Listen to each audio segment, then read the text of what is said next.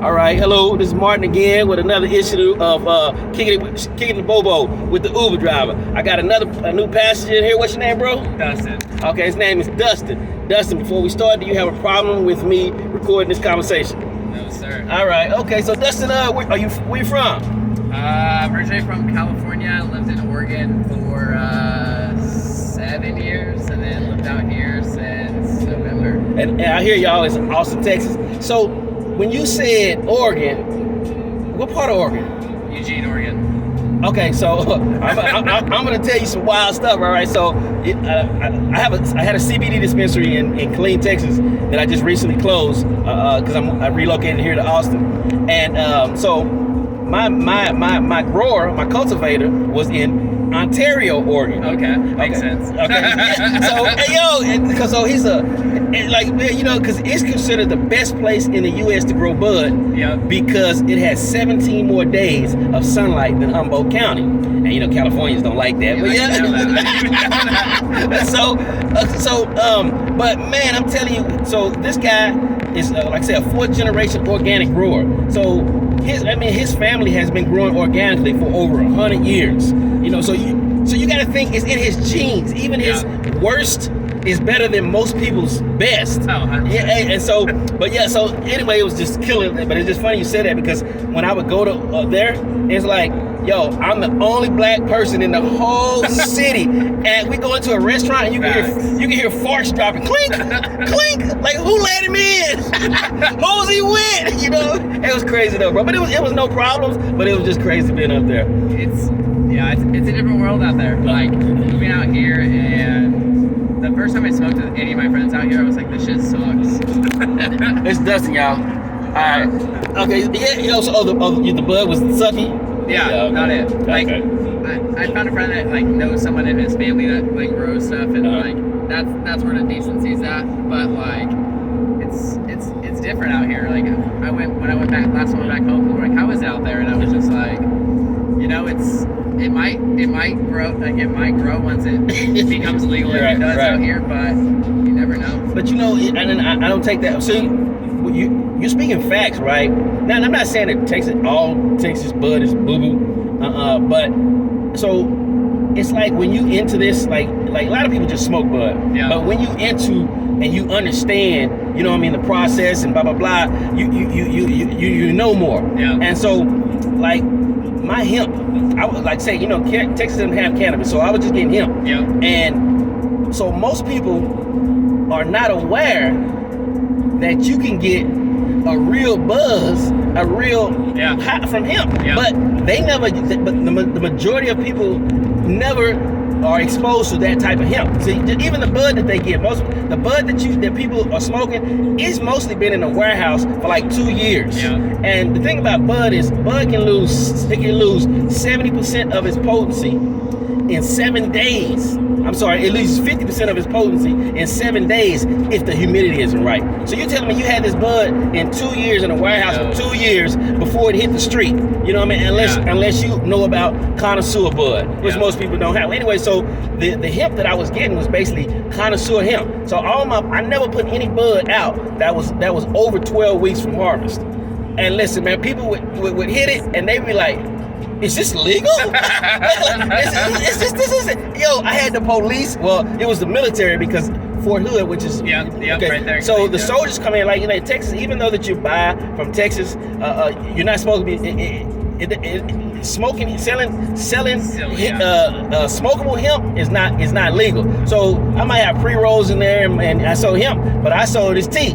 So what you do with your tea is on you, but I'm selling it to you as tea. And a lot of people like in Texas like to smoke their tea. Yeah. So, but the soldiers were like, yo, man, listen, they like, will I pop hot? It's a pretty good chance that you're gonna pop hot, because what they don't understand is that even though that you're not seeing THC in the bud, there's another thing called THC which is mean THC with an acid on it. So it's in that form you don't receive it, but when you put that fire to it, you decarbonize it and you release THC. So if it had a THCA percent of 13%, which is legal, But when you put that fire to it, now you may be releasing upwards of 5 to 6% THC.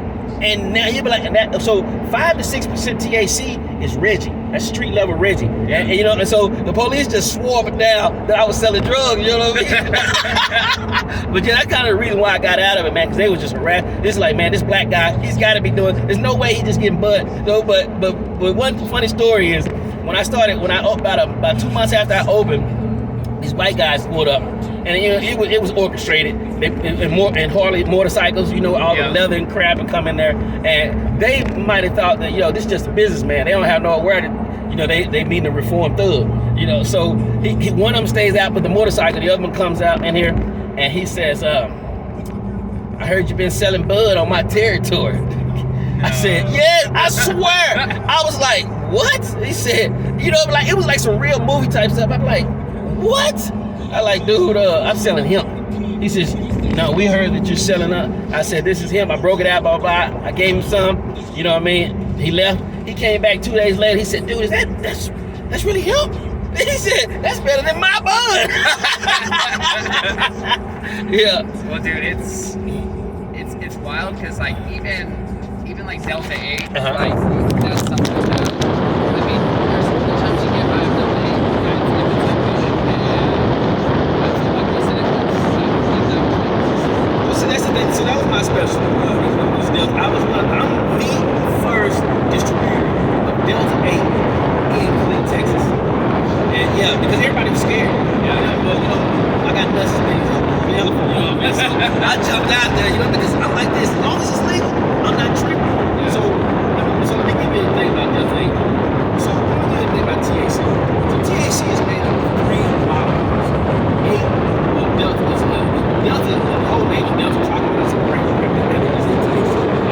But THC is made of 3 molecules, 8, 9, and 10. So each way to understand that, I don't care where you go with the bud from California, blah. You like that joint when you smoke it.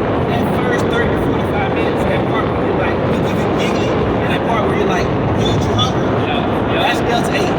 That Delta 8 lasts about 30 to 45 minutes, and then you transition to the next stage, which is Delta 9. Delta 9 is that stage where you're like, dude, somebody in the car looking at us.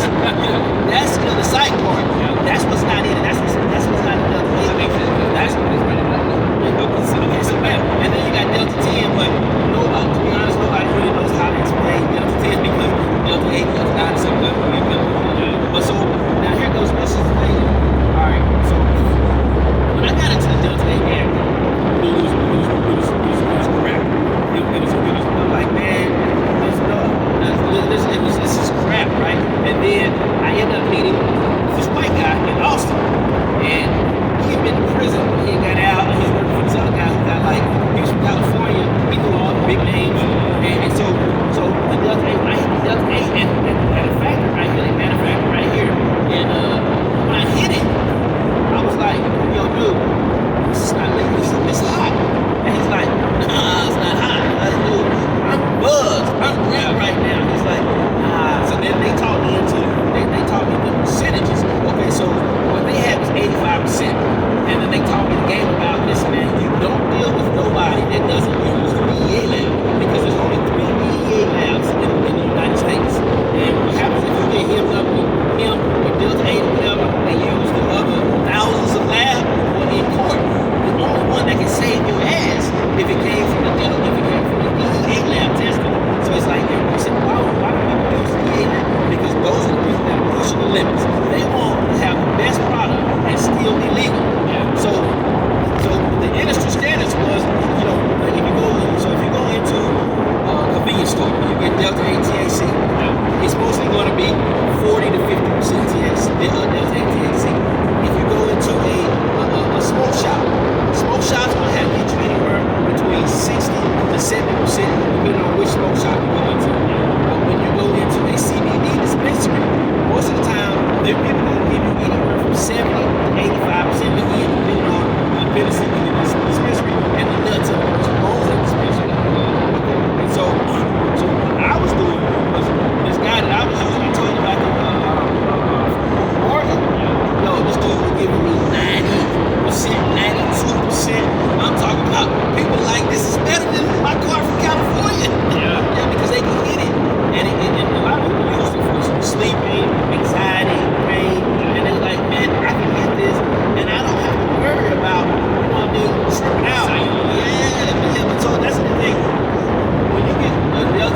Delta 8 is actually very good, but you have to find percentages, and you want a percentage that's at least 85% and above. If you're a real blood smoker, you won't. Yeah, that makes sense.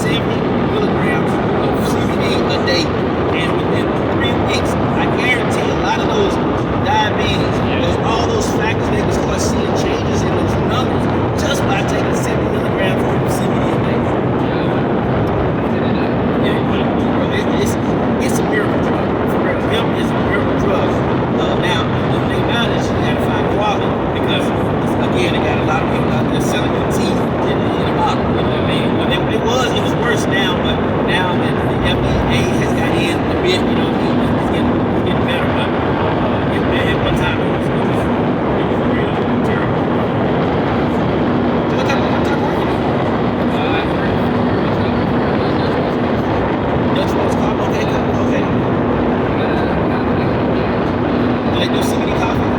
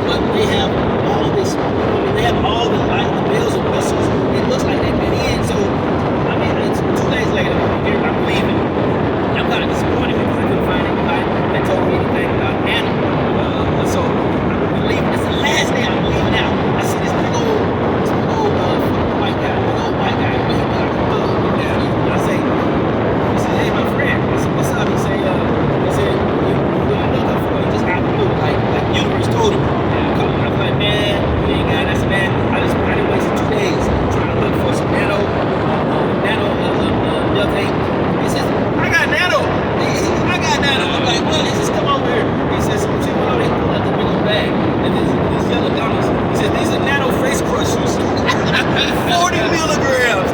And I'm like, cool.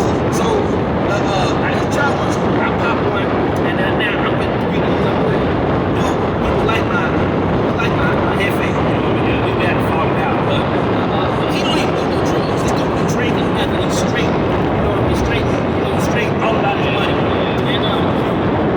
And he pops one, and then his cousin pops one, and our driver pops one. Now the driver, he's a myth head, you know what I mean? So he's up all the time. Listen, they pop the boys, and all of a sudden now we go back to our hotel room. It's time to go back. Now me and him, and he find out I know his other big boy, Shaman, and when he knows that I talk to him like this other guy, the main guy, he's like, oh, you know Steve? Here, take this. He started giving me everything, all these samples, blah blah. And listen, have you had this? And just give me stuff. This other little something else. I have telling you, he was a big old man. Big. Tell you one time he was about Schwarzenegger type guy. And now here comes this other little dude with his suit on. That if he flex, it's not the suit. And I said, man, everybody tell you that you look like the big and getting all these things all the time. And then he says, hey, he knows Bruce. You know Bruce? Hey, give him this, give him this. And so, man, we go back to the hotel room. I got all of them got nasty stuff. Man, I tell you, all of them dudes in the bed. They're going down. I gotta go unload the car. So they see me coming inside. Because when you go to the event, they give everybody a bag. You go to the bag, give you samples. So here it is at 9 o'clock at night. I'm walking into this little bit. It's fancy hotel. But I got 6 bags. So it looks like I was being greedy. You know, I said, no. They're all in the bag because of your gummies. But nanotechnology is that's something. What happens is, what is nanoporosity or whatever? Nano is water soluble, so it gets into the blood system faster. It's not expensive.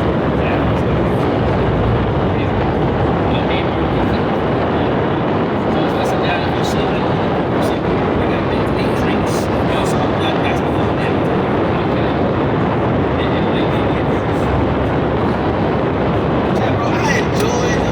I enjoyed this conversation, man. And very rarely do I get to talk to somebody with something. In Texas, when they have to be out of the state job. Bro, appreciate it, bro. Yeah, all right, man. Thank you. I'll catch up with you soon, man. You got the card and everything. So, all right then, bro. You have a great day.